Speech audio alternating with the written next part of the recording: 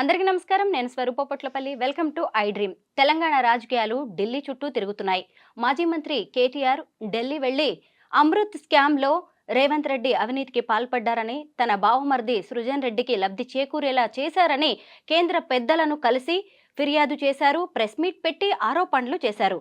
ఆయన అలా హైదరాబాద్ వచ్చేయగానే మరోవైపు రేవంత్ రెడ్డి అలాగే తెలంగాణ గవర్నర్ జిష్ణుదేవ్ శర్మ ఢిల్లీకి పయనమయ్యారు. అసలు ఢిల్లీలో ఏం జరుగుతోంది? ఢిల్లీ కేంద్రంగా కేటీఆర్ చేస్తున్న వ్యూహం ఏంటి?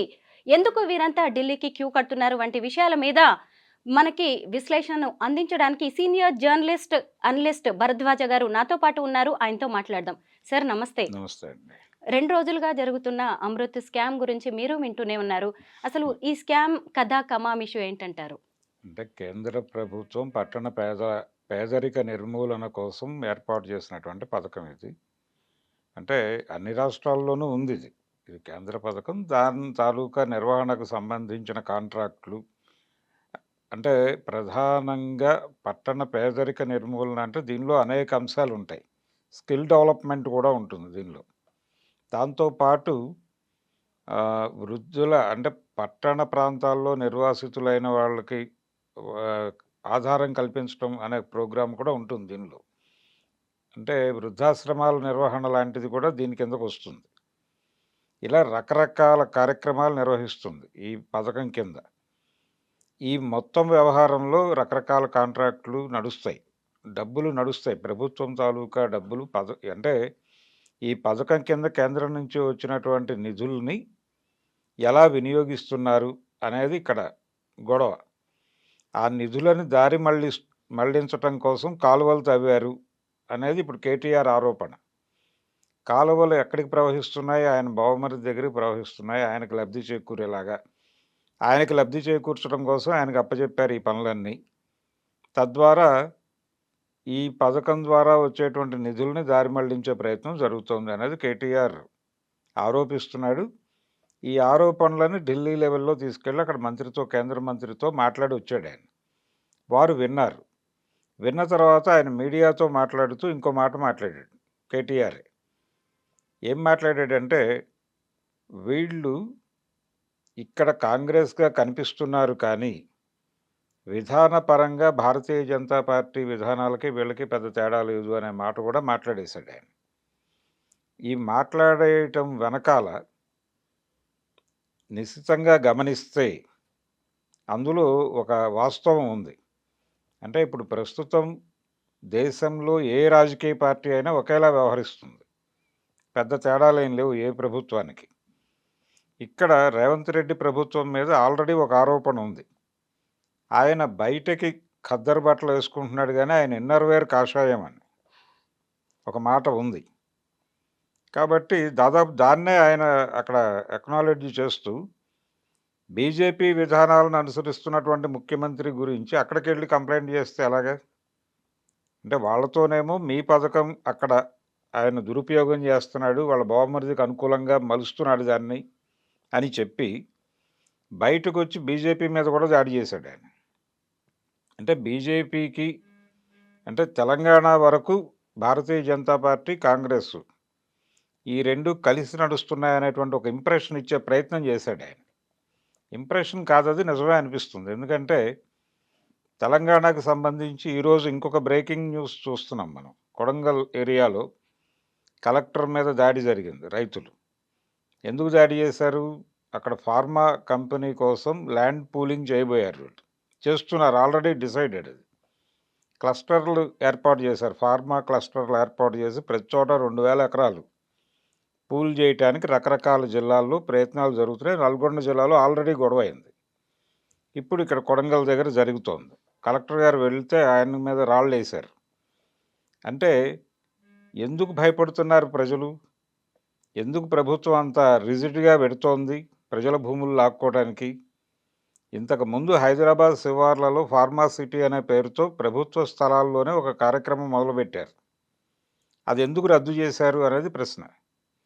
అంటే ఇది రద్దు చేసి ప్రభుత్వాస్తుల్ని పరిరక్షించి బయట అంటే ఫార్మా కంపెనీలకి క్లస్టర్ల పేరుతో బయట ప్రాంతాల్లో వాళ్ళకి విడిగా ఇచ్చి దీన్ని ఇంకొక కార్పొరేట్ కంపెనీకి ఇస్తారు.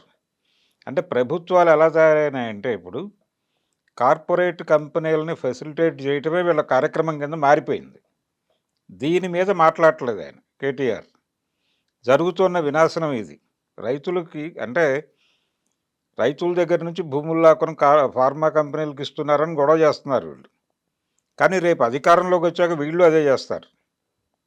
ఎవరిదైనా అదే విధానం. వరల్డ్ బ్యాంక్ సినిమా నడుస్తోంది ఇక్కడ. వరల్డ్ బ్యాంక్ సినిమాలో భాగంగానే మోడీ గారు ఒక పాత్ర వేస్తాడు. రాహుల్ గాంధీ గారు ప్రధాని అయినా ఇదే చేస్తాడు. నిజానికి ఈ నాటకానికి తెరతీసిందే కాంగ్రెస్ పార్టీ. మన్మోహన్ సింగ్ గారు ఆయన వరల్డ్ బ్యాంక్ పెన్షనర్ ఆయన ప్రధాని అయిన తర్వాత ప్రధాని కావడానికి ముందు పివి నరసింహారావు గారికి ఆయన ఆర్థిక సలహాదారుగా వ్యవహరించాడు. ఆయన మినిస్ట్రీలో ఆయన క్యాబినెట్లో ఫైనాన్స్ మినిస్టర్గా ఉన్నాడు ఆయన. ఆయన ఇచ్చిన సలహా మేరకే ఆ రోజున్న పరిస్థితుల మేరకు వీళ్ళు ఒప్పందం మీద సంతకం పెట్టారు. వెళ్ళి సంతకం పెట్టి ఇండియాని మార్కెట్ ఎకానమీలోకి తీసుకొచ్చారు. దాని పరిణామాలే ఇవన్నీ చూస్తున్నాం మనం. అయితే వీళ్ళు భోజరాజు సింహాసనం లాగా సింహాసనం మీద ఎక్కినప్పుడు అంటే ఆ సింహాసనం ఉన్న ఏరియాకి వెళ్ళినప్పుడు ధర్మం మాట్లాడతారు, కిందకు దిగాక అధర్మం మాట్లాడతారు. అదే కథ ఇక్కడ కూడా. వీళ్ళు అధికార పీఠంలో ఉంటే ఇదే చేస్తారు, ప్రతిపక్షంలో ఉన్నప్పుడు విమర్శలు చేస్తారు. అలాగే రేవంత్ రెడ్డి మీద ఆయన అన్న మాటలో వాస్తవం ఉంది. ఆయన కేంద్ర ప్రభుత్వానికి అనుకూలంగానే వ్యవహరిస్తున్నాడు ఇక్కడ కాంగ్రెస్గా ఉన్నప్పటికీ. కాంగ్రెస్ పార్టీ ఇప్పుడు ఫ్రాంచైజీ మోడల్లోకి వచ్చేసింది. ఈ ఫ్రాంచైజీ మోడల్లో ఇప్పుడు తెలంగాణకు సంబంధించి ఆయనకు ఫ్రాంచైజీ ఇచ్చేసినట్టే రేవంత్ రెడ్డికి. అందుకని రేవంత్ రెడ్డిని టార్గెట్ చేసి దాడులు చేస్తున్నాడు. చేస్తూ అక్కడికి వెళ్ళి తన గోడు కేంద్ర ప్రభుత్వానికి వినిపించుకుని వచ్చాడు. ఇందులో మమ్మల్ని ఫెసిలిటేట్ చేయండి, మా మీద అంటే వాళ్ళ మీద కేసులు ఉన్నాయి ఆల్రెడీ. కేంద్ర ప్రభుత్వం ఏం చేస్తుందంటే ప్రతి ఒక్కరిని తన రాడార్లోకి తీసుకుని ఈ కేసుల పేరు చెప్పి కంట్రోల్ చేసేటువంటి ప్రయత్నం చేస్తోంది. భయపెట్టే ప్రయత్నం, భయపెట్టి టెర్రరైజ్ చేసి కంట్రోల్లోకి తీసుకునే ప్రయత్నం జరుగుతోంది అన్ని పార్టీలని. ఇప్పుడు విచిత్రంగా ఆంధ్రప్రదేశ్లో చూస్తే అక్కడ కూడా అదే కంట్రోల్ నడుస్తోంది, అన్ని పార్టీలు. ఇక్కడ అదే జరుగుతోంది, అన్ని పార్టీలు controlled by Bharatiya Janata Party, ఏ రాష్ట్రంలోనైనా కానీ. అందుకని వాళ్ళు కేటీఆర్ మాటలు వింటారు, కేటీఆర్ని ఇబ్బంది పెట్టనట్టుగానే నటిస్తారు. వారు వెళ్ళిన తర్వాత ఇప్పుడు రేవంత్ రెడ్డి గారు ప్రవేశిస్తున్నారు అక్కడికి. వీరు చెప్పే మాటలు కూడా వింటారు, వారిని కూడా అనునయించి పంపిస్తారు. ఇదే ధోరణి. అంటే భారతీయ జనతా పార్టీ ఇలా చేస్తోంది ఏమిటి? ఇప్పుడు అదానీ వస్తున్నాడు ఇక్కడికి. అదానీతో వీళ్ళ టైఅప్ గురించి కూడా మాట్లాడాడు ఆయన ప్రస్తుతం కేటీఆర్. అదానీ ఇక్కడికి రావటం అంటే ఎక్కడికైనా వెళ్తాడు ఆయన. అంటే అదానీకి లబ్ధి చేకూర్చేటువంటి వ్యవహారాలు ఖచ్చితంగా ఇప్పుడు ఈ ఫార్మా క్లస్టర్లు గొడవలు వీటన్నిటిలోనూ వాళ్ళ పెట్టుబడులు ఉన్నాయి. వాళ్ళ పెట్టుబడుల కోసం వీళ్ళు ఫెసిలిటేటర్లుగా మారిపోయింది ప్రభుత్వం ఇక్కడ. సో దాని నిర్వహణను పర్యవేక్షించుకోవడానికి ఆయన వస్తున్నాడు.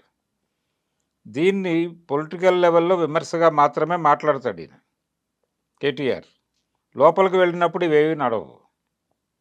ఇలా వీళ్ళందరూ ఎవరికి వారు అంటే అధికారంలో లేకపోతే తమను తాము కాపాడుకోవడానికి తిప్పలు, అధికారంలో ఉంటే జనాల్ని, వీళ్ళకి ప్రజలు ప్రధానం కాదు, వీళ్ళు కూడా కార్పొరేట్లను ఫెసిలిటేట్ చేసేటువంటి మోడల్లోకే మారిపోతారు. ప్రజల్ని వేధించటమే. ఏ పార్టీ అయినా కానీ ప్రజల్ని పట్టించుకున్న దాఖలాలు ఏమీ లేవు. ఈ రోజుకి ఆ గ్రామాల ప్రజలు ఎందుకు గొడవ చేస్తున్నారు? మా ఏరియాలో ఫార్మా కంపెనీ వచ్చేస్తే రకరకాల దారుణాలు జరుగుతాయని బాధపడుతున్నారు వాళ్ళు. అంటే ఒకటి, భూమి పాడైపోతుంది అనేది ఒక గొడవ. భూమి పాడైపోతుంది, దాంతోపాటు దాని నుంచి వెలువడేటువంటి వ్యర్థాలను ఎలా మేనేజ్ చేస్తారో తెలియదు. సో మందుల కంపెనీ పెట్టి రోగాల్ని వ్యాప్తి చేసి మళ్ళీ మందులు కొనుక్కునే పరిస్థితి కల్పిస్తారేమో అనే భయం ఉంది వాళ్ళకి. ఈ గందరగోళాలు వేటికి కూడా ప్రభుత్వం సమాధానం చెప్పే పరిస్థితిలో లేదు. ఆ కొడంగల్ కలెక్టర్ గారు కూడా అవేం మాట్లాడలేదు. అక్కడ దాడి జరిగింది, దీన్ని ఏదో పద్ధతిలో ల్యాండ్ పూల్ చేయాలనే ప్రోగ్రాంలోనే ఉన్నారు వాళ్ళు.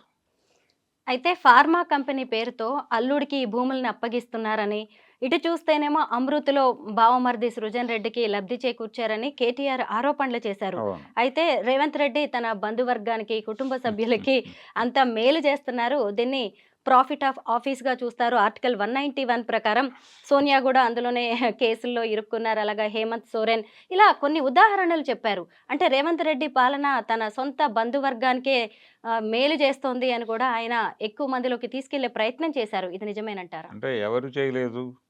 ఎవరి పాలనలో జరగలేదిది. అంటే మీకు పర్టిక్యులర్‌గా అక్కడ సోనియా గాంధీ ప్రస్తావన ఇవన్నీ తీసుకొచ్చాడు గాని ఆయన. నిజానికి కేసీఆర్ పాలనలో జరిగింది గూడా అదే గదా! ఇప్పుడు ఢిల్లీ లిక్కర్ స్కామ్ గొడవే ఉంది. ఢిల్లీ లిక్కర్ స్కామ్ అంటే ఆ ఏరియాలో ఆ డబ్బులు ఇటువైపుకి రావడానికి, ఇటువైపుకి రావడానికి దోహదపడినటువంటి అంశం ఏమిటి? వీళ్ళు ఇన్‌ఫ్లూయెన్స్ చేయగలరు అనే ఉద్దేశమే కదా! పొలిటికల్ ఇన్‌ఫ్లూయెన్స్ చేయగలరు అనే ఉద్దేశంతోనే కదా! ఆ డబ్బులు చేతులు మారింది. కవిత గారి పేరు దానిలోకి రావడానికి కారణం అదే గదా! కాబట్టి ప్రతి చోట ఉందిది. కవిత గారున్నారు, కేటీఆర్ గారున్నారు, కేసీఆర్ గారున్నారు, హరీష్ రావు ఉన్నాడక్కడ.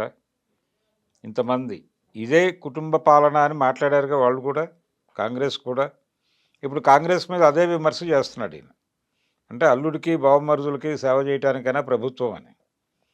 ప్రతి చోట జరుగుతుంది. ప్రతి చోట. అంటే ఎందుకు జరుగుతుంది ఇది అనే దానికి మనకి 90 దశకం తర్వాత రాజకీయాల్లో బంధువులు, అలాగే కొడుకులు, వారసులు వీళ్ళ గోల పెరిగింది.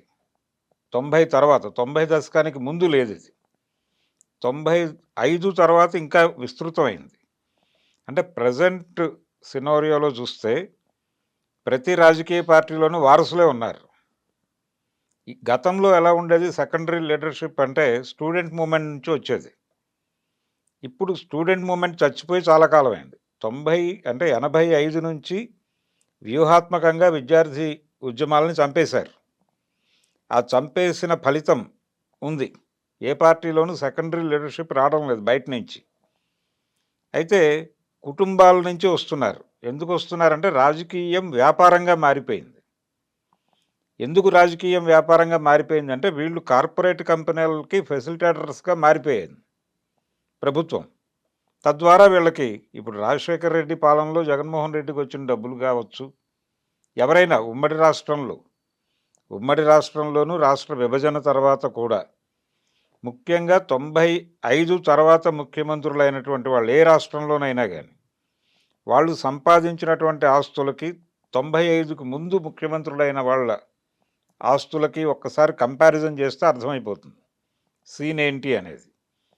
అందుకని ఇది లాభసాటి వ్యాపారంగా కనిపిస్తోంది వారసులకి. అందుకని వాళ్ళందరూ వచ్చేస్తున్నారు. బావమరుదులు, మేనల్లుళ్ళు, కొడుకులు, కోడళ్ళు అందరూ వచ్చేస్తున్నారు దండుగట్టి. అలా వారసత్వ కార్యక్రమం నడుస్తోంది. అందులో భాగంగానే టీఆర్ఎస్ అనబడే బీఆర్ఎస్ నడిచింది. కాంగ్రెసు అదే బాటలో నడుస్తోంది. దీన్ని ఈయన కుటుంబ పాలన అని ఇప్పుడు అంటాడు. రేపు పొద్దున ఆయన ప్రతిపక్షంలోకి వస్తే ఆయన అదే మాట అంటాడు. నిన్న వీళ్ళు అదే మాట అన్నారు ఆయన్ని. కాబట్టి ఇదంతా రొటీన్ ప్రోగ్రామే. నేను దీనిలో విచిత్రం ఉందని అయితే అనుకోవడం లేదు. ఒకవైపు డ్రగ్స్ కేసు, మరోవైపు ఫార్ములా ఈ కార్ రేసింగ్‌లో కేటీఆర్ పేరు బాగా వినిపిస్తోంది. ఆయన మొన్న కూడా అరెస్ట్ చేస్తే ఏమవుతుంది యోగా చేసుకుంటా అని కూడా ఆయన వ్యాఖ్యానించడాన్ని మనం చూసాము. అయితే ఈ కేసుల భయంతోనే ఆయన ఢిల్లీ వెళ్ళాడు కేంద్ర పెద్దలతో మంతనాలు జరపడానికి అని అంటున్నారు. మీరు ఇందాక కూడా ఒక మాట అన్నారు. కేంద్రం కేసుల్ని భయంగా చూపించి, బూచిలాగా చూపించేసి ఎవరినైనా లొంగదీసుకుంటుంది అని. అంతే. ఆ లిస్ట్‌లో కేటీఆర్ కూడా ఉన్నారా? ఇటువైపు రేవంత్ రెడ్డిని ముందు పెట్టి ఏమైనా గేమ్ ఆడుతోందంటారా? కేసులు అనేవి చూపించి కంట్రోల్‌లోకి తీసుకోవటం అనే ప్రోగ్రామ్ నడుస్తోంది. అందులో భాగంగానే ఈయన ఢిల్లీ వెళ్ళాల్సిన అవసరం లేదు నిజానికి. ఎందుకు అవసరం లేదంటున్నానంటే వీళ్ళు ఎన్డీఏలో భాగస్వాములు కాదు. అలాగే రేవంత్ రెడ్డి కూడా కాదు. ఆయన ఇండియా కూటమికి చెందినటువంటి పార్టీకి చెందినటువంటి ఒక నాయకుడు అంత మాత్రమే. ఈయన ఏ మేరకు ఎలా కంప్లెయింట్ చేస్తాడు? రెండో వైపు ఈయన ఎలిగేషన్ ఉంది. రేవంత్ రెడ్డి మీద కేటీఆర్ చేస్తున్న బలమైన ఎలిగేషన్ ఏంటంటే ఈయన కాంగ్రెస్ మనిషిగా కనిపిస్తున్నాడు కానీ వాళ్ళతో అండర్ గ్రౌండ్‌లో ఈయనకి పరిచయాలున్నాయి. వాళ్ళతో కలిసి నడుస్తున్నాడు అనే మాట అంటున్నాడు ఆయన. అంటూ వాళ్ళకే వెళ్లి కంప్లెయింట్ చేస్తున్నాడు మళ్ళీ. అందుకని ఆ సీన్ చూస్తే అర్థమైపోతుంది ఈయన ఎందుకు వెళ్ళాడు. ఈయన వెళ్ళింది తన ఇబ్బందుల గురించి మాట్లాడుకోవటానికే. తన ఇబ్బందులు, తనకు రాబోయేటువంటి ఇబ్బందులు, దాని గురించినటువంటి స్ట్రక్చరల్ అడ్జస్ట్‌మెంట్స్ మాట్లాడుకోవడానికి వెళ్ళాడాయన. బయటకొచ్చి ఇవన్నీ మాట్లాడుతున్నాడు. అంతే. మరి ఇప్పుడు తెలంగాణ రాజకీయాలు చూస్తుంటే రేవంత్ వర్సెస్ కేటీఆర్‌గా మారిపోయాయి. కేసీఆర్ ఎక్కడ? అధికారంలో ఉన్నప్పుడు ఫార్మ్ హౌస్‌లోనే, ప్రతిపక్షంలో ఉన్నప్పుడు ఫార్మ్ హౌస్‌లోనే. కేసీఆర్ వ్యూహం ఏంటంటారు? కేసీఆర్ ఆయన రెండోసారి ముఖ్యమంత్రి అయినప్పుడు, రెండోసారి టీఆర్ఎస్ పార్టీ గెలవగానే కేటీఆర్‌ని సీఎంగా అనౌన్స్ చేస్తారనే ప్రచారం జరిగింది. అంటే వారసుడి ప్రవేశం జరగాలి అని. కానీ జరగలేదు. ఒక 2 సంవత్సరాల తర్వాత జరుగుతుందన్నారు. అది జరగలేదు. సో, ఇప్పుడు అవకాశం దొరికింది ఆయనకి. ఒక వెసులుబాటు దొరికింది. ఈ వెసులుబాటులో కేటీఆర్‌ని ఎమర్జ్ చేస్తే దీని తాలూకా ఫలితం వచ్చే ఎన్నికల్లో ఒకవేళ పార్టీకి అనుకూలమైన నిర్ణయం వస్తే, అప్పుడు కేటీఆర్‌ని ఆటోమేటిక్‌గా అతనికి ఒక అంగీకారం, ఆమోదం వచ్చేస్తుంది. అందుకని కేసీఆర్ వ్యూహాత్మకంగానే మౌనంగా ఉంటున్నాడాయన.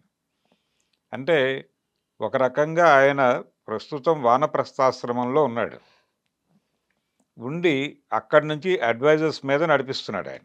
సలహాలు ఇచ్చి కథని నడిపిస్తున్నాడాయన. సూత్రధారి పాత్రలోకి మారాడు. అంటే ఇప్పుడు అర్జునుడు ఈయన. ఆయన లోపలుండి గీతాబోధ చేస్తున్నాడు. ఈయన నడుస్తున్నాడు. ఆయన మార్గదర్శనం మాత్రమే చేస్తున్నాడు. యాక్టివ్ పాలిటిక్స్‌లో క్రియాశీలకంగా ఏజు కాదు. ఆ ప్రోగ్రామ్ పెట్టుకోవాలని ఆయన అనుకోవడం లేదు. అందుకని కేటీఆర్ బయట కనిపిస్తున్నాడు మనకి. రేపు ఎన్నికల్లో ఒకవేళ వీళ్ళకి అనుకూలమైన నిర్ణయం వస్తే ప్రజల నుంచి ఆటోమేటిక్‌గా ఈ కార్యాచరణ అంతా కలిపి ఆయన్ని ముఖ్యమంత్రిగా ఎమర్జ్ చేస్తుంది. దానికోసం ఆయన ఎదురు చూస్తున్నాడు. చూద్దామండి, ఆయన ఎదురు చూపులు ఫలిస్తాయేమో చూద్దాం. కేసీఆర్ మొత్తానికి శ్రీకృష్ణుడి పాత్రను పోషిస్తున్నారు అంటారు. అంతే. థ్యాంక్ యూ భరద్వాజ్ గారు. చాలా థ్యాంక్ యూ. మంచి విశ్లేషణ అందించారు.